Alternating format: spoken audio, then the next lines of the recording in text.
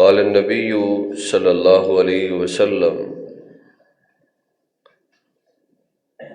قد افلح من اسلم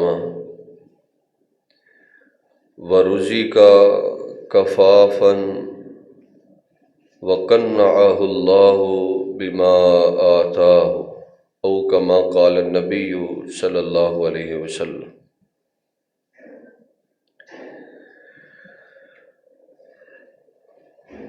شعب الایمان میں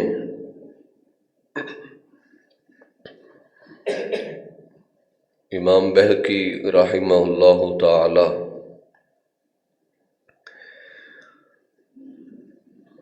نبی کریم صلی اللہ علیہ وسلم کی ایک دعا لے کر آئے ہیں،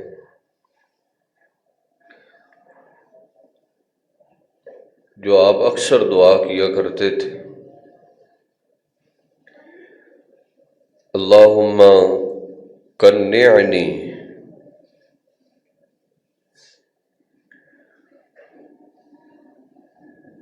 اے اللہ تو مجھے قناعت عطا کر دے،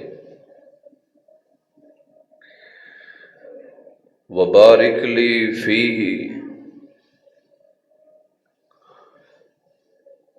اور جو تو نے مجھے رزق عطا کیا ہے، مال و دولت کی فراوانیاں دی ہیں، اس میں برکتیں ڈال دے۔ یعنی نبی پاک صلی اللہ علیہ وسلم اللہ پاک سے قناعت مانگا کرتے تھے۔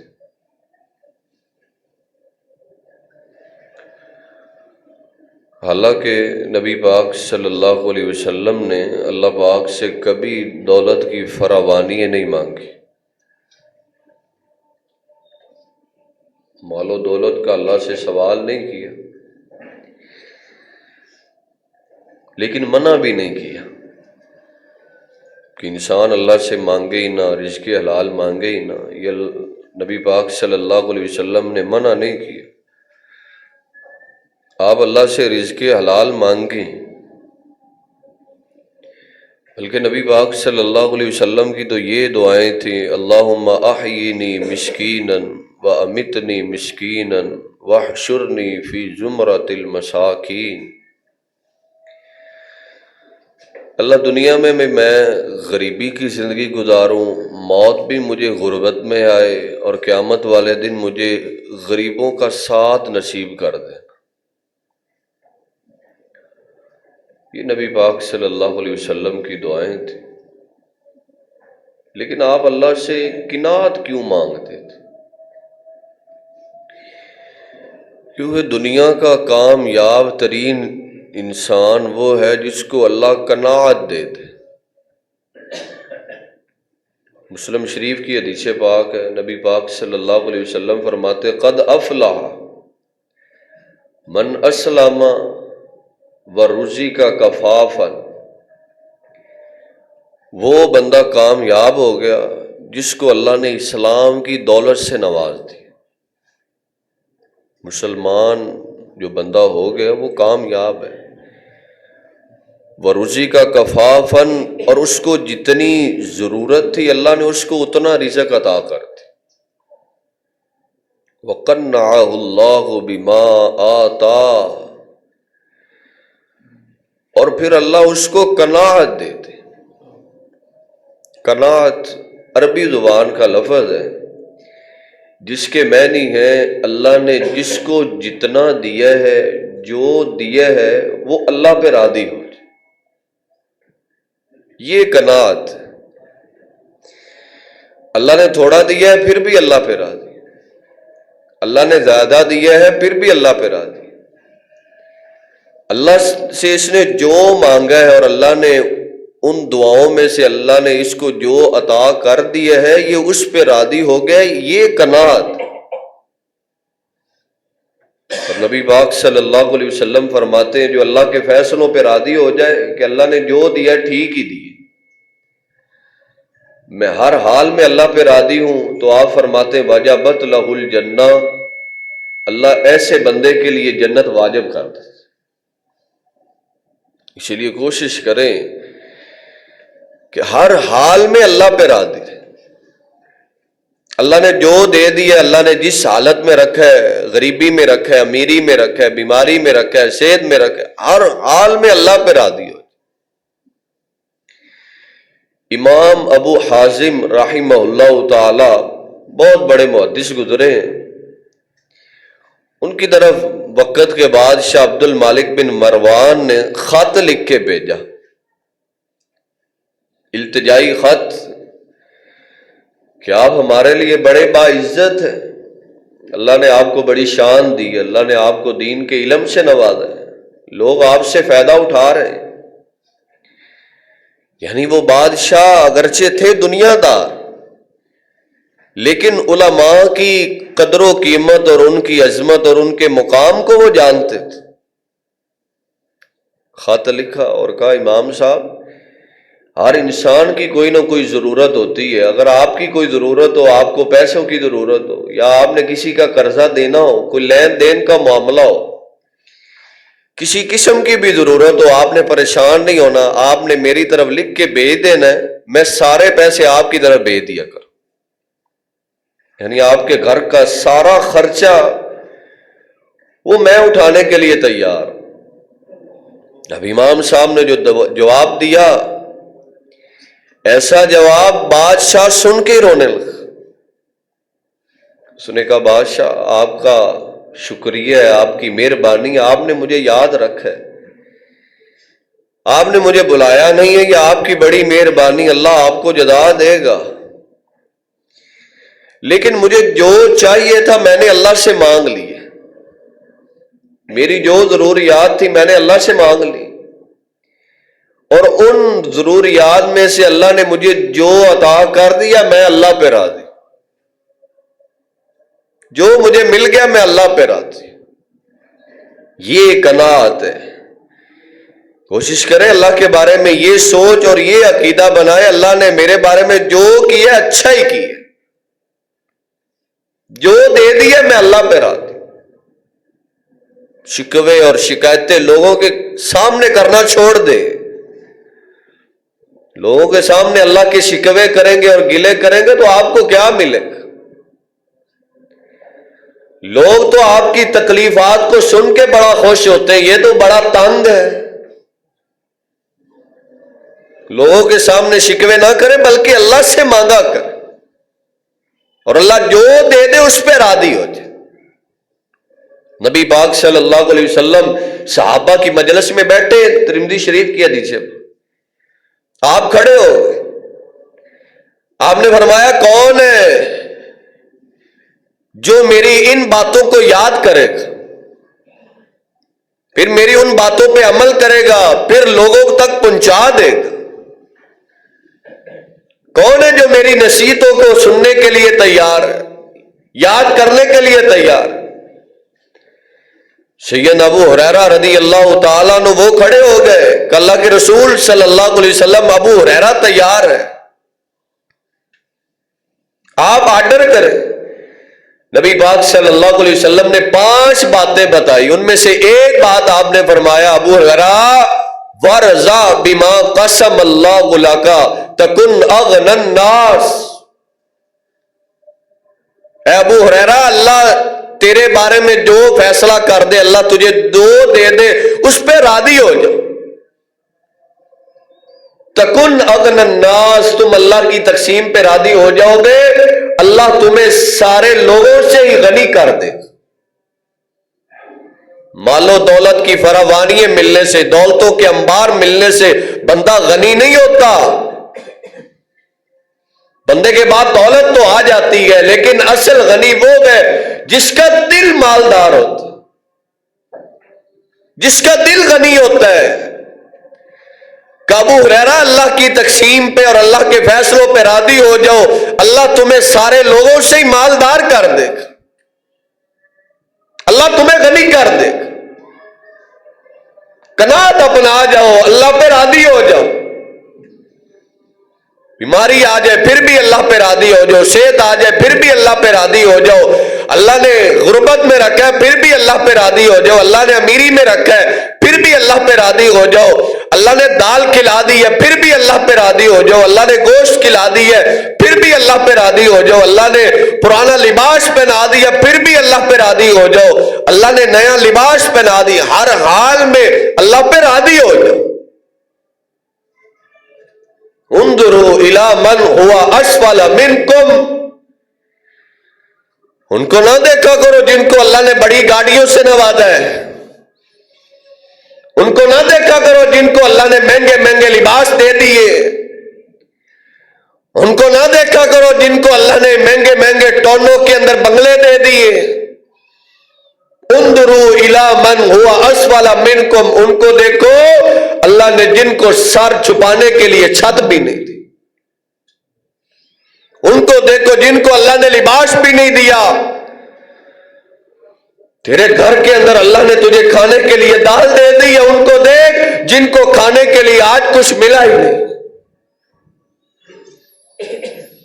اللہ نے تجھے پرانے کپڑے پہننے کے لیے دے دی، ان کو نہ دیکھ جن کو اللہ نے 10-10 ہزار کے کپڑے دیے، ان کو دیکھ جن کے جسموں پہ اللہ نے پہننے کے لیے لباس بھی نہیں دیا۔ وَرْضَ بِمَا قَسَمَ اللَّهُ لَكَ تَكُنْ أَغْنَى النَّاسِ، اے ابو ہریرہ اللہ نے تیرے بارے میں جو فیصلہ کیا، اللہ نے تجھے جو دے دی ہے اس پہ راضی ہو جائے، جو اللہ کے فیصلوں پہ راضی ہو جائے۔ نبی پاک صلی اللہ علیہ وسلم فرماتے فَمَن رَضِيَ بِاللَّهِ فَلَهُ الرِّضَا، جو اللہ پہ راضی ہو جائے اللہ اس پہ راضی ہو جاتے۔ نبی پاک صلی اللہ علیہ وسلم کے گھر میں کتنی غربت تھی، آپ کے گھر کے اندر کتنی تنگ دستیاں تھی، لیکن آپ پھر بھی اللہ پہ راضی تھے۔ نبی پاک صلی اللہ علیہ وسلم نے ایک یہودی سے چند کلو جو ادھار لی اور آپ نے اپنی زرہ اس کے پاس گروی رکھ دی۔ نبی پاک صلی اللہ علیہ وسلم ساری زندگی اس زرہ کا قرضہ نہیں اتار سکے، حتیٰ کہ آپ دنیا سے چلے گئے، وہ زرہ اس یہودی کے پاس گروی تھی۔ نبی پاک صلی اللہ علیہ وسلم کے گھر کے اندر اتنی غربت تھی لیکن آپ اللہ پہ راضی تھے۔ 3 ماہ گزر جاتے میرے پیغمبر کے گھر کے اندر چولہا نہیں جلتا تھا۔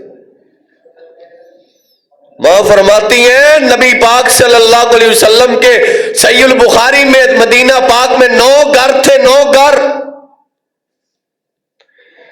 3 ماہ گزر جاتے کسی ایک گھر میں چولہا نہیں جلتا تھا۔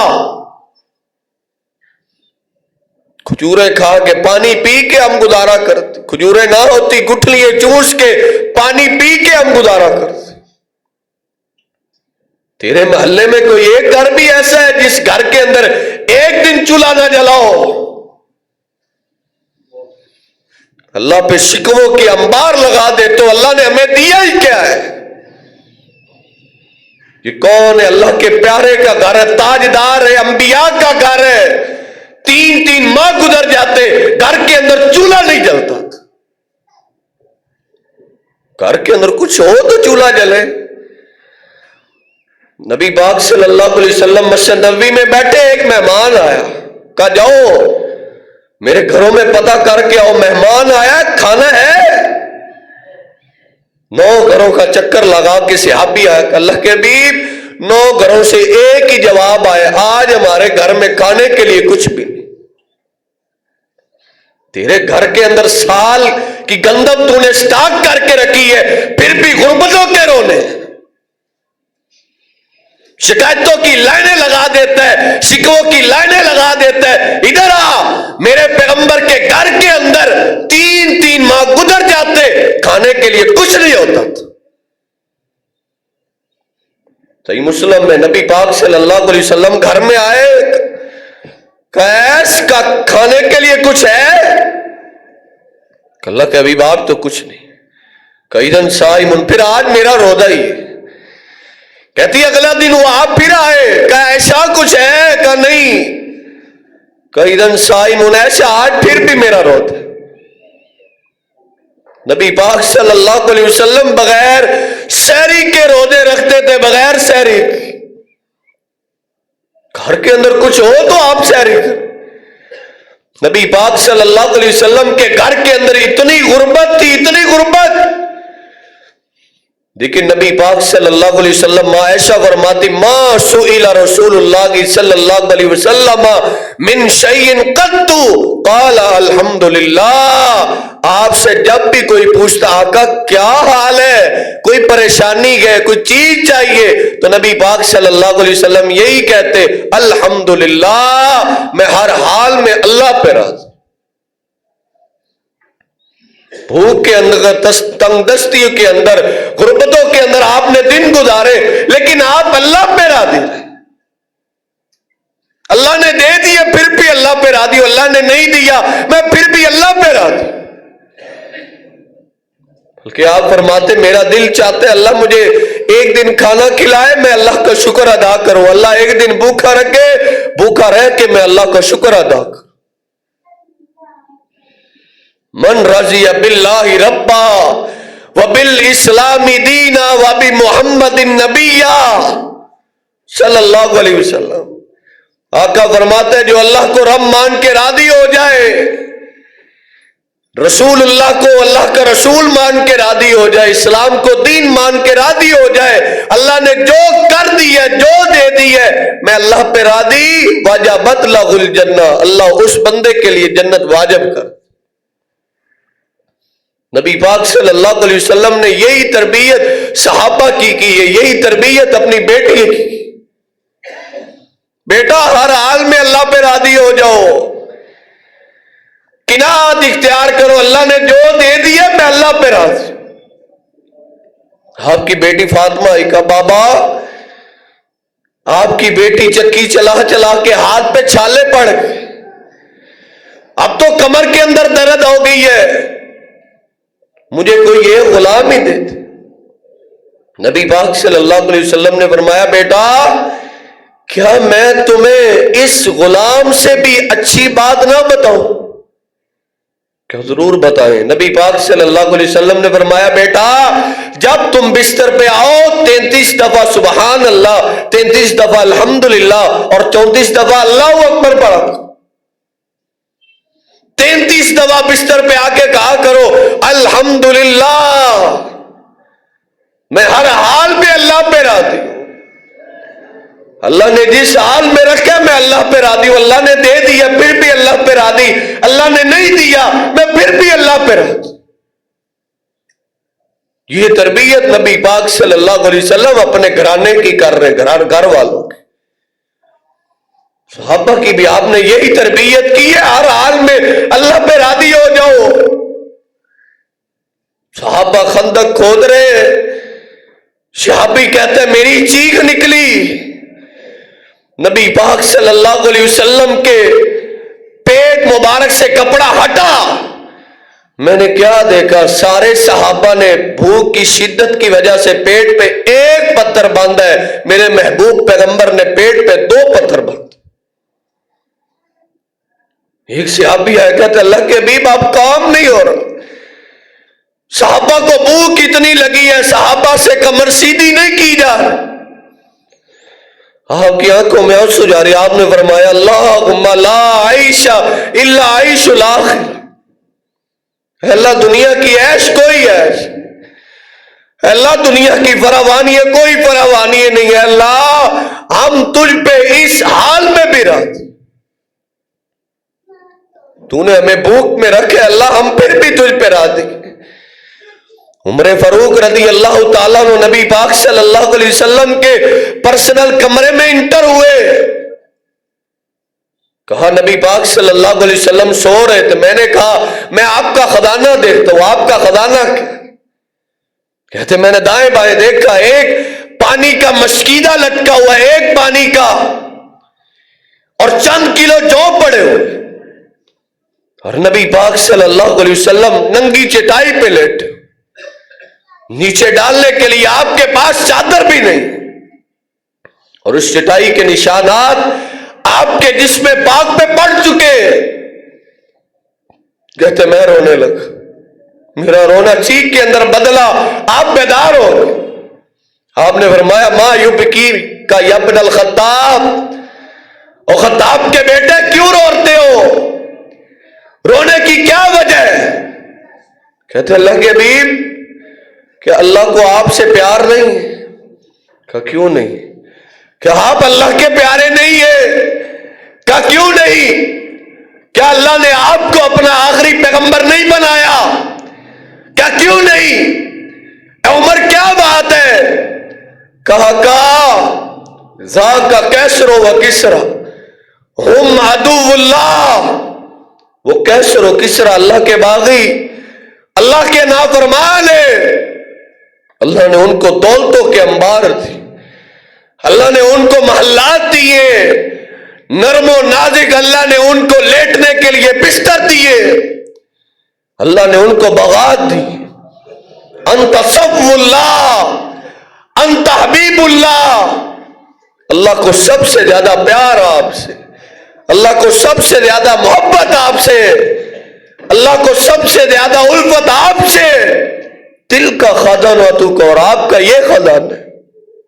آپ کو لیٹنے کے لیے اللہ نے چادر بھی نہیں دی، آپ کے پاس ایک پانی کا مسکیدہ ہے اور چند جو ہے۔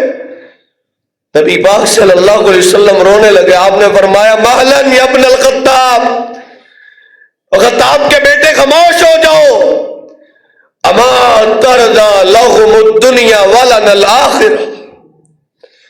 خطاب کے بیٹے کیا تم اس بات پہ راضی نہیں ہو؟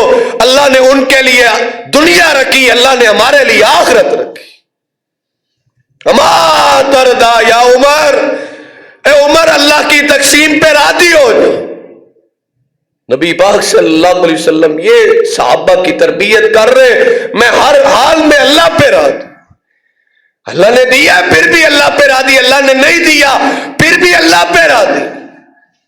پھر عمر بن خطاب رضی اللہ تعالیٰ عنہ ہر حال میں اللہ پہ راضی تھے، آدھی دنیا کا حکمران تھا، آدھی دنیا کا، جس کا نام سن کے بڑے بڑے بادشاہ ڈرا کرتے تھے، کہتے تھے عمر کا ہمارے سامنے نام نہ لیا کرو، عمر کا نام سن کے ہمارے کندھوں کا گوشت کپ کپاتا ہے۔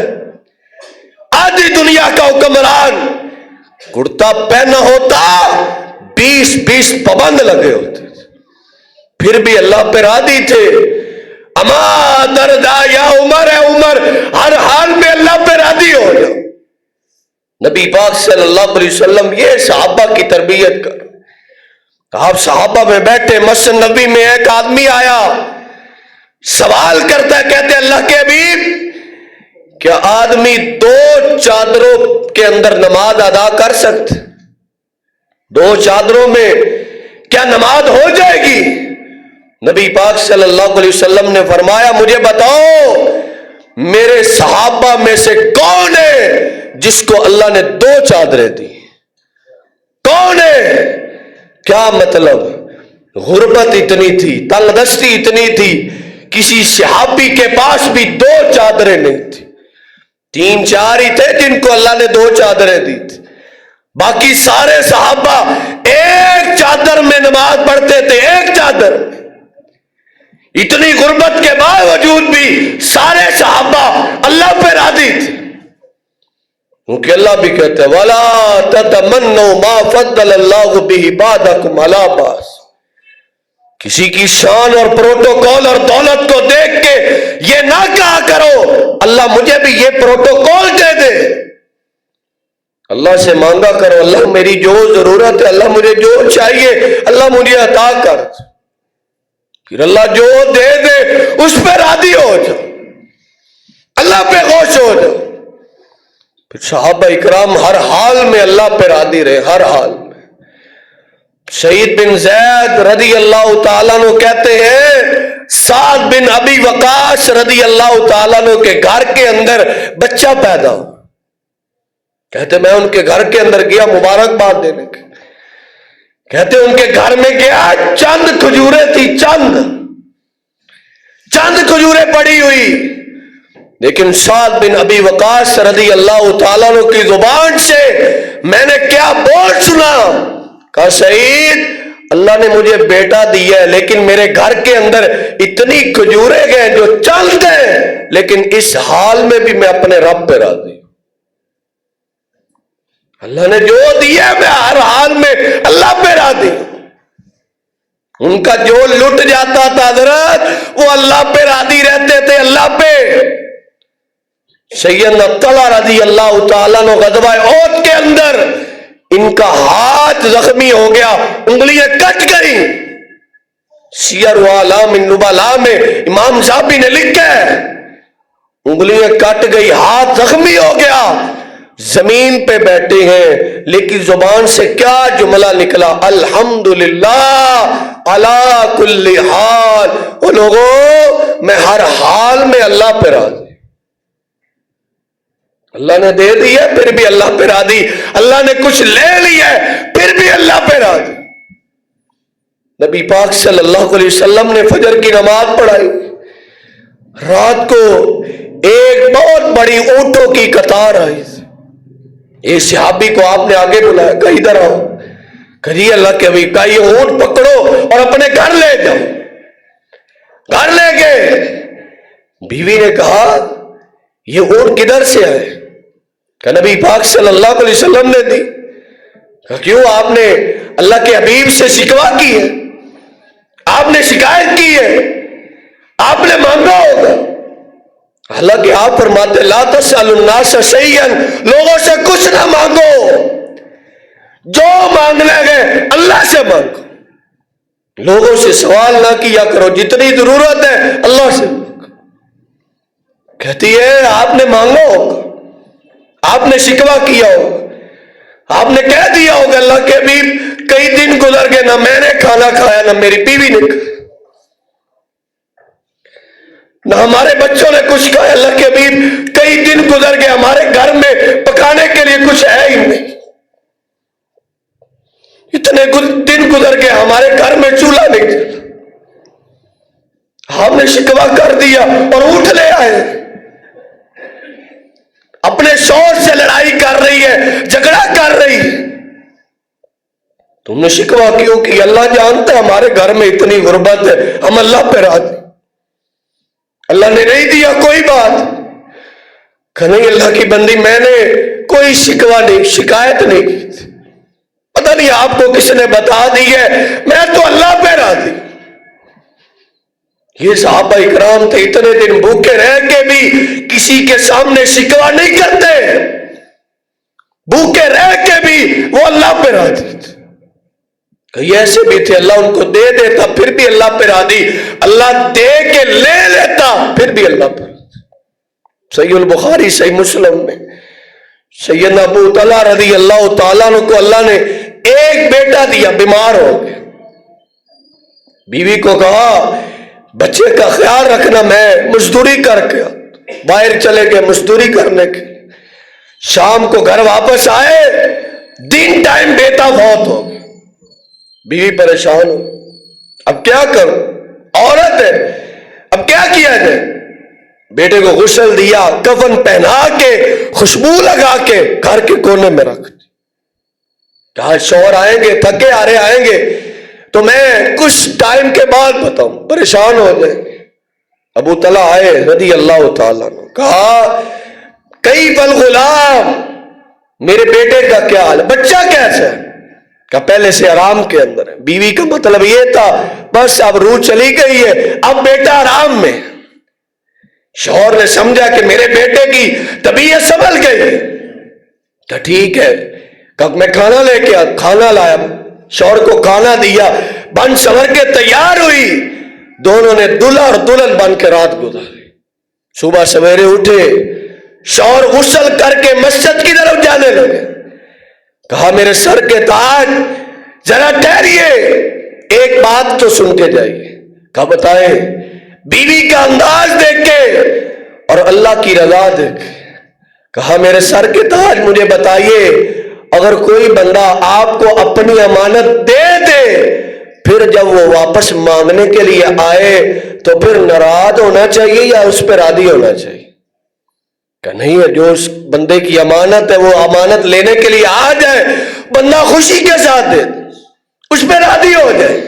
کہ پھر آپ کا بیٹا اللہ کی امانت تھی, اللہ نے واپس لے لیا, آپ اللہ پہ راضی ہو جائے.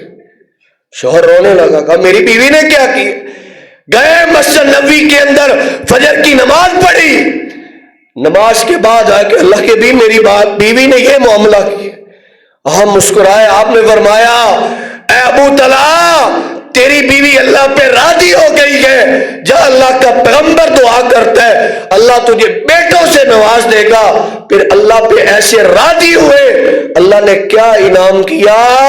اللہ نے ابو طلحہ کو 9 بیٹے عطا کیے، 9 بیٹے، کلہم قد قرأ القرآن، اور وہ 9 کے 9 بیٹے حافظ قرآن بنے تھے۔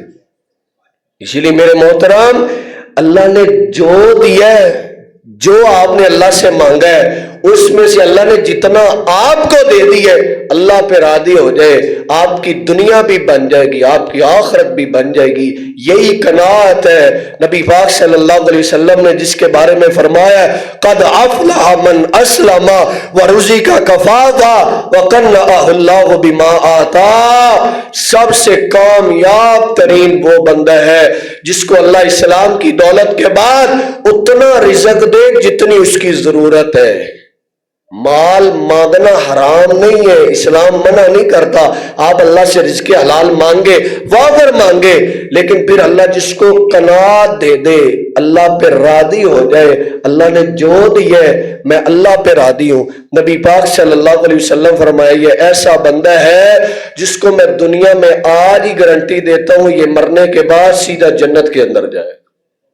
اسی لیے اللہ پاک سے دعا ہے کہ اللہ پاک ہمارے دلوں کے اندر بھی قناعت پیدا کر دے، اللہ پاک ہمیں بھی ہر حال میں اللہ پر راضی رکھے۔ اللہ نے دولت دی پھر بھی اللہ پہ ہمیں راضی رہنا چاہیے۔ اللہ سبحانہ و تعالیٰ سے دعا ہے اللہ سبحانہ و تعالیٰ جو کچھ سنایا اللہ پہلے مجھے پھر آپ کو اس کو سمجھ کر اس پر عمل کرنے کی توفیق عطا فرمائے۔